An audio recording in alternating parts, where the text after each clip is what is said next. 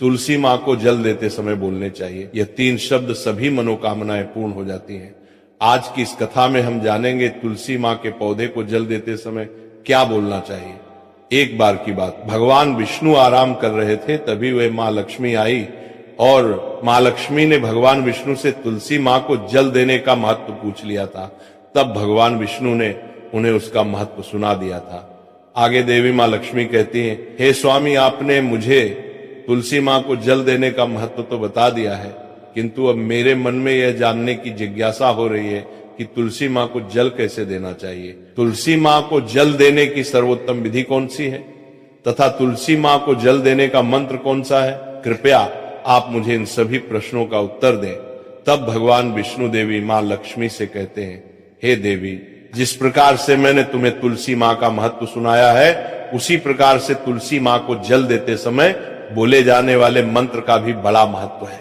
यह मंत्र केवल 3 शब्दों का है, किंतु इसका प्रभाव बहुत कल्याणकारी है। जो भी इंसान प्रतिदिन तुलसी माँ को जल देते समय अपने मुख से केवल ये 3 शब्द बोल देता है, तो साक्षात माँ लक्ष्मी उसके घर में प्रवेश करती है, उसकी दरिद्रता समाप्त हो जाती है, उसे धन धान्य की प्राप्ति होती है।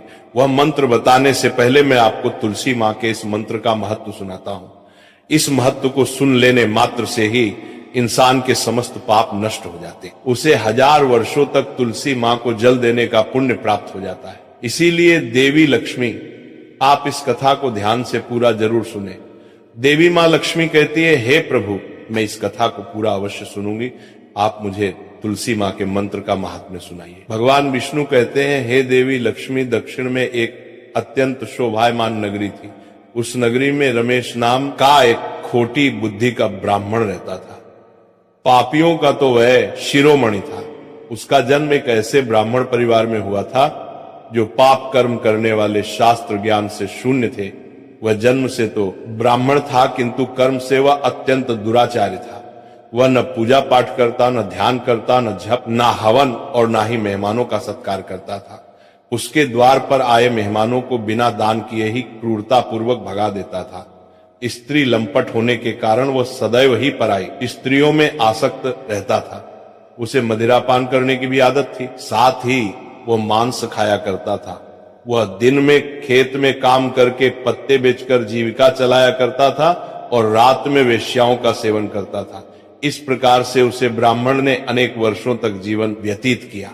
फिर एक दिन वह दुर्बुद्धि रमेश बेचने के लिए पत्ते इकट्ठा करने के लिए एक रस्सी की वाटिका में घूमने लगा और पत्ते तोड़ने लगा। तभी एक काल रूपधारी काले सर्प ने उसे ब्राह्मण को काट लिया और उसी समय पर उसकी मृत्यु हो गई। उसके बाद 2 यम के दूत उसे लेने के लिए उस स्थान पर प्रकट हुए और उसे उठाकर यमलोक ले जाने लगे। मार्ग में वह यम दूतों के सामने बहुत विलाप करने लगा, हे दूत, मुझे कहां ले जा रहे हो? मुझे छोड़ दो, मेरे प्राण बख्श दो। किंतु यमदूत उसे ये कहते हुए ले जाने लगे, अरे दुष्ट ब्राह्मण, तेरे पाप कर्मों के कारण तुझे सांप ने काट लिया है। अब यमदेव तुझे अवश्य घोर नरक में डाल देंगे। फिर यम के दूत उसे ब्राह्मण को लेकर यमलोक पहुंचते हैं और यमदेव के सामने खड़े हो जाते हैं। चित्रगुप्त उसे ब्राह्मण का लेखा जोखा निकालते हैं और यमदेव से कहते हैं, हे धर्मराज, इस ब्राह्मण ने बचपन से लेकर मृत्यु तक पाप ही पाप किया है, इसने कभी कोई पुण्य का काम नहीं किया है। फिर धर्मराज अपने दूतों से कहते हैं, हे दूतों, इस घोर पाप करने वाले ब्राह्मण को उठाकर ले जाओ और उसे नरक में डाल दो। फिर यम के दूत उसे ब्राह्मण को ले जाते हैं और नरक की भयंकर अग्नि में धकेल देते हैं। अनेक वर्षों तक नरक में सजा भुगतने के बाद उस ब्राह्मण को दूसरे जन्म में एक बैल का शरीर मिलता है। बैल का जन्म पाकर वह बोझ उठाने का काम करने लगा। उसका मालिक उससे दिन रात काम करवाने लगा। फिर जब उस बैल की शक्ति कम हुई तो उसके मालिक ने उसे एक लंगड़े आदमी को बेच दिया। उस लंगड़े आदमी ने उस बैल को खुद का बोझ उठाने के लिए उपयोग किया। वो उसकी पीठ पर बैठकर घुमा करता था। इस प्रकार से उस बैल ने 8 वर्ष तक उस लंगड़े आदमी का बोझ उठाया।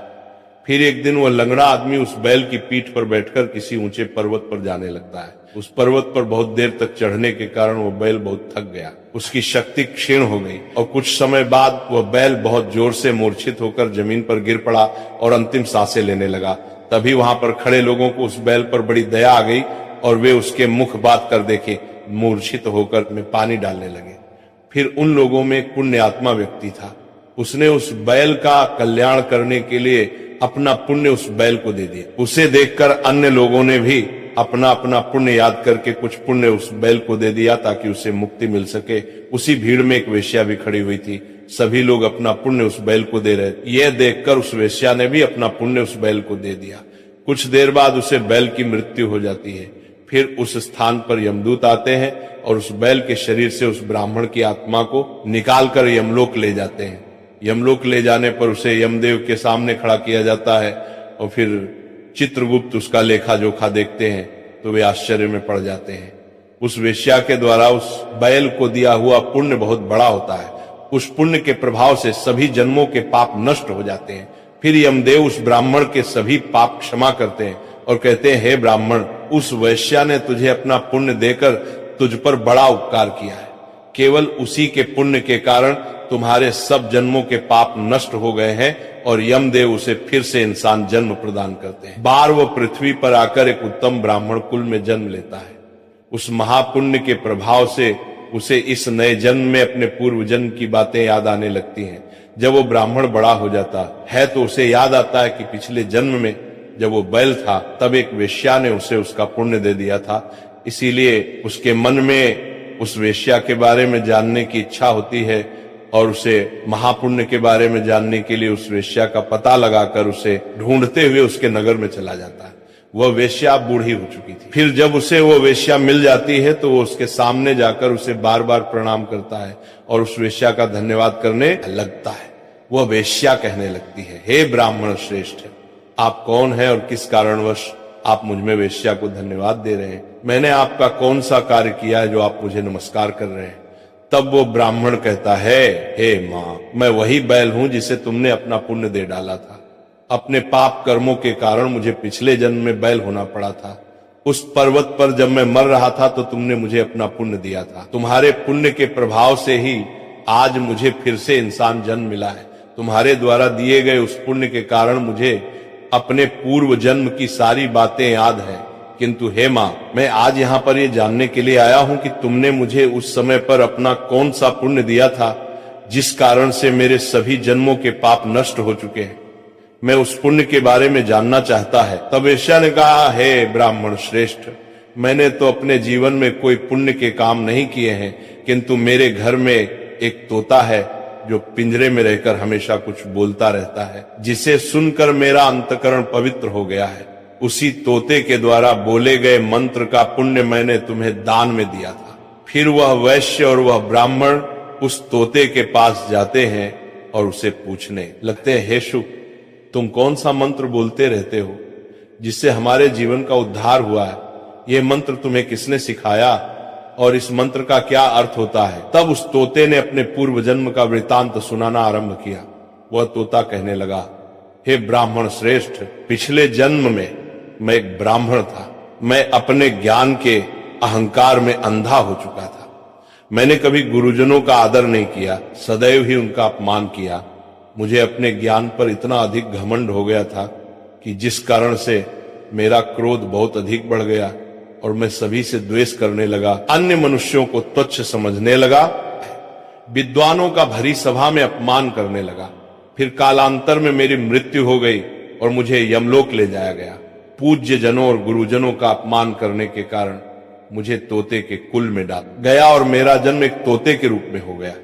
मेरे पाप कर्मों के कारण छोटी अवस्था में ही मेरा अपने माता पिता से हो गया। फिर मैं पेड़ की डाल पर बैठकर रो रहा था तो उसी स्थान से कुछ मुनि जा रहे थे।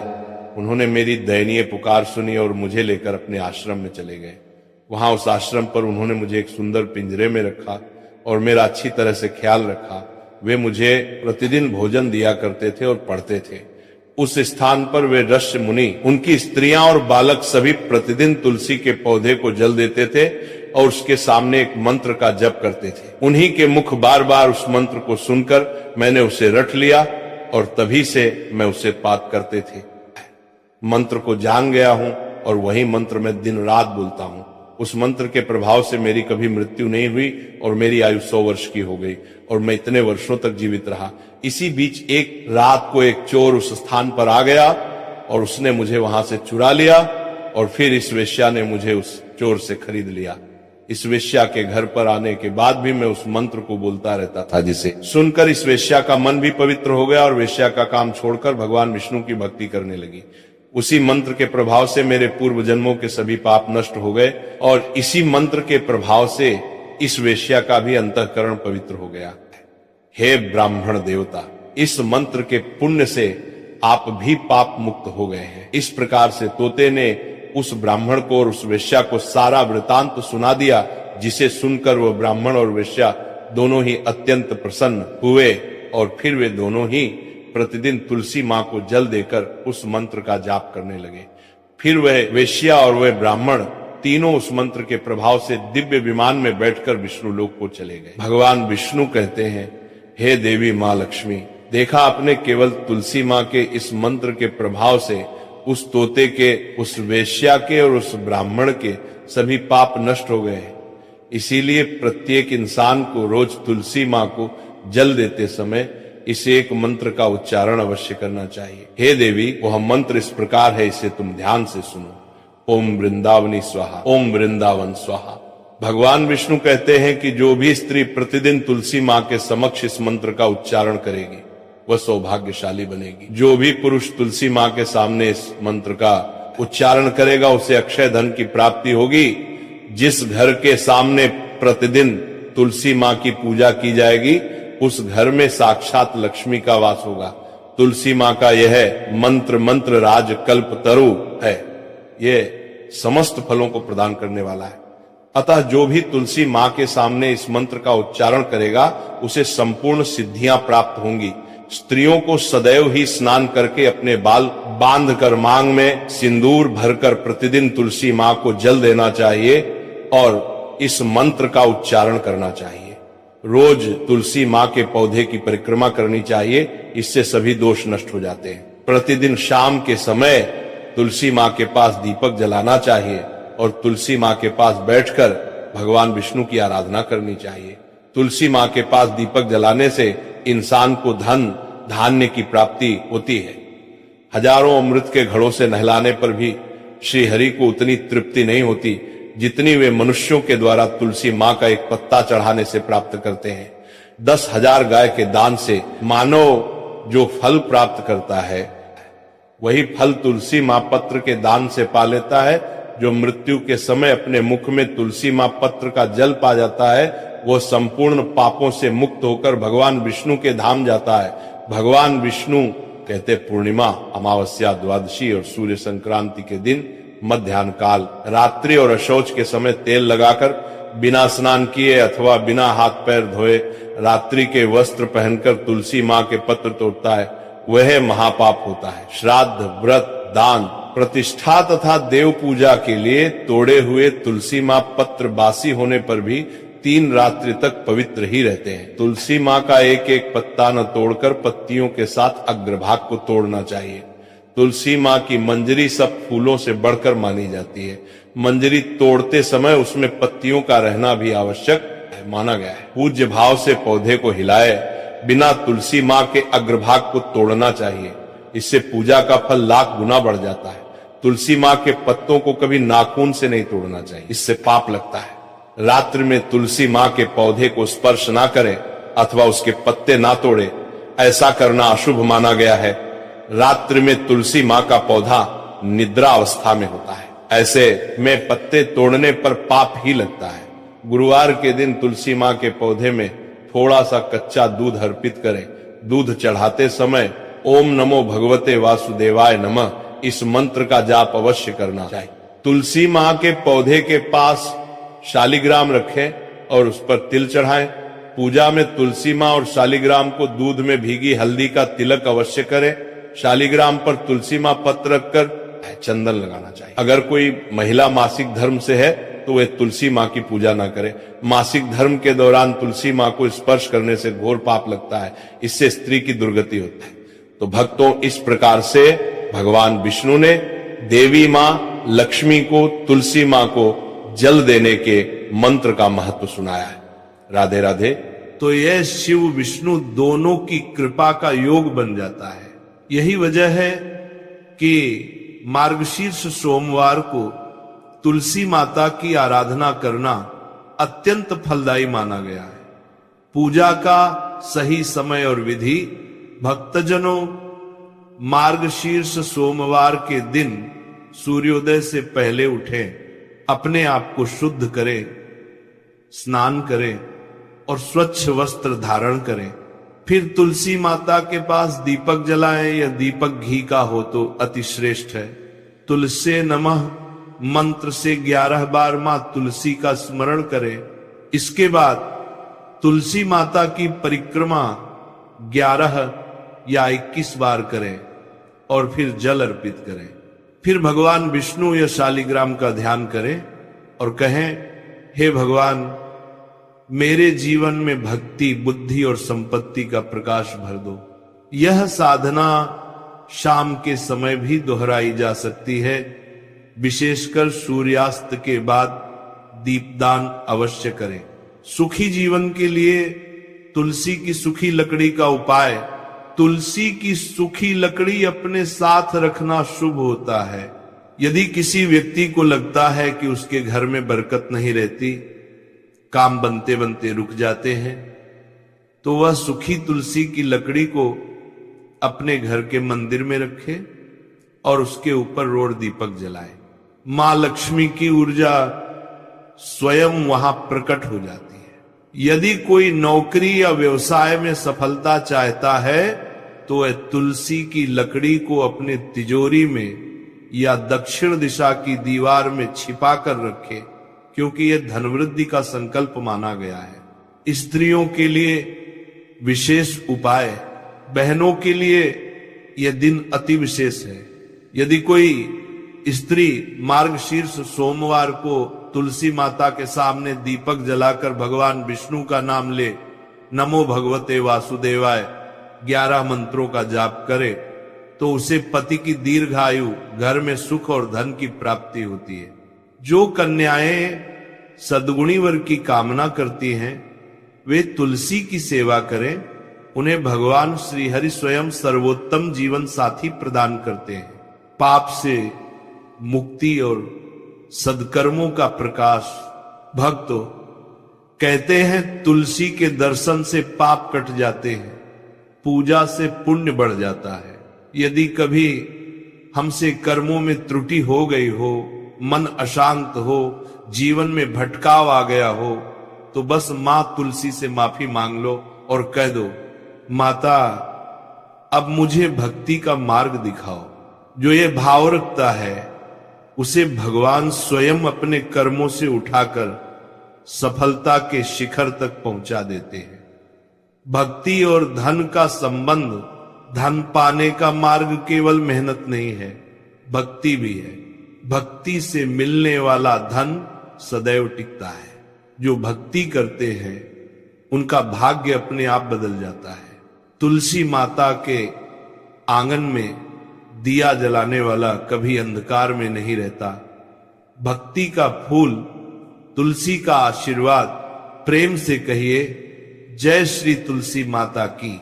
जब आप ये कहते हो तो मां तुलसी आपके हृदय में वृंदावन सा शुद्ध भाव भर देती है। तब जीवन में हर दुख, हर रुकावट खुद दूर हो जाती है।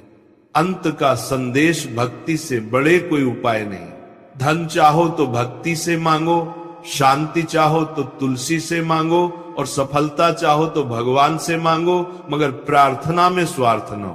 तुलसी माता के सामने बैठो, उनकी पत्तियों की खुशबू लो और मन ही मन कह दो, मां मेरे जीवन में भक्ति का सूरज उगाओ। बस यही सबसे बड़ा उपाय है। तुलसी माता के दिए के प्रकाश में जब तुम अपनी आंखें बंद कर लेते हो तो वहां केवल प्रकाश नहीं बल्कि भगवान स्वयं तुम्हारे हृदय में विराज जाते हैं। तो भाइयों बहनों, इस मार्गशीर्ष सोमवार को केवल धन के लिए नहीं, भक्ति के लिए तुलसी माता की पूजा करो। धन तो आएगा ही, साथ में मन की शांति, घर का सुख और जीवन का प्रकाश भी मिलेगा। प्रेम से बोलिए, जय श्री तुलसी माता की। हर हर महादेव, जय श्री हरि की। दीपक जलाएं या दीपक घी का हो तो अति श्रेष्ठ है।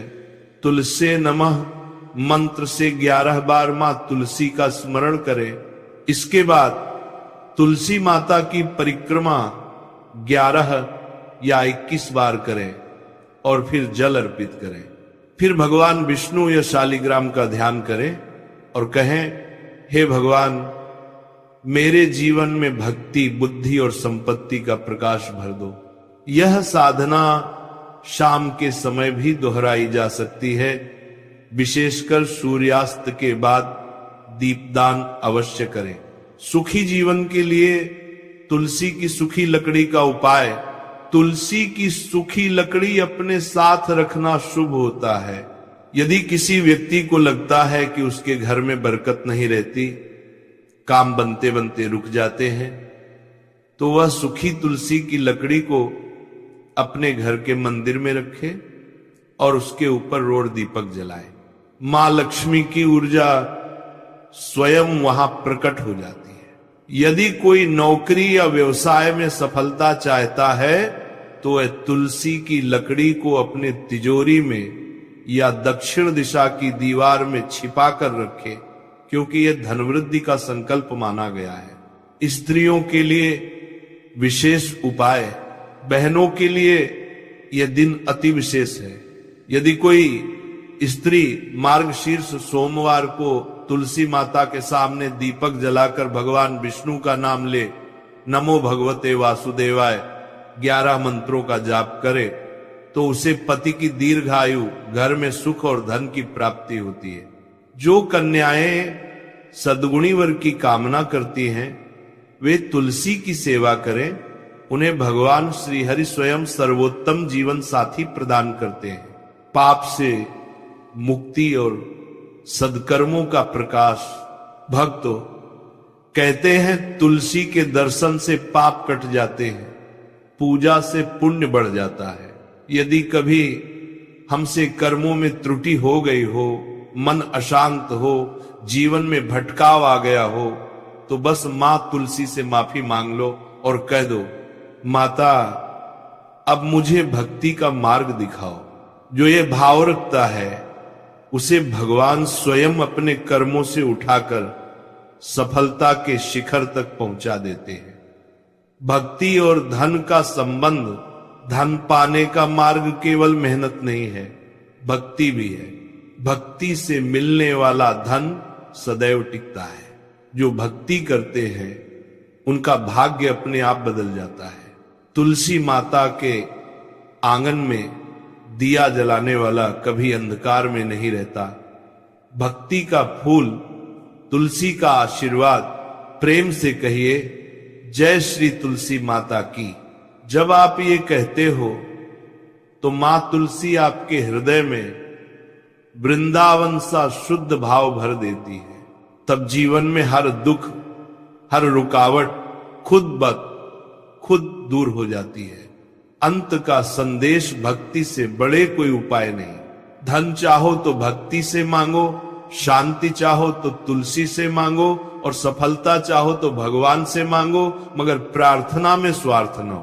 तुलसी माता के सामने बैठो, उनकी पत्तियों की खुशबू लो और मन ही मन कह दो, मां मेरे जीवन में भक्ति का सूरज उगाओ। बस यही सबसे बड़ा उपाय है। तुलसी माता के दिए के प्रकाश में जब तुम अपनी आंखें बंद कर लेते हो तो वहां केवल प्रकाश नहीं बल्कि भगवान स्वयं तुम्हारे हृदय में विराज जाते हैं।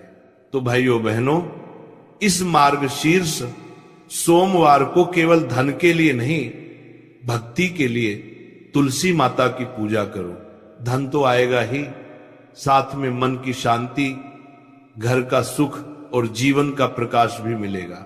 प्रेम से बोलिए, जय श्री तुलसी माता की।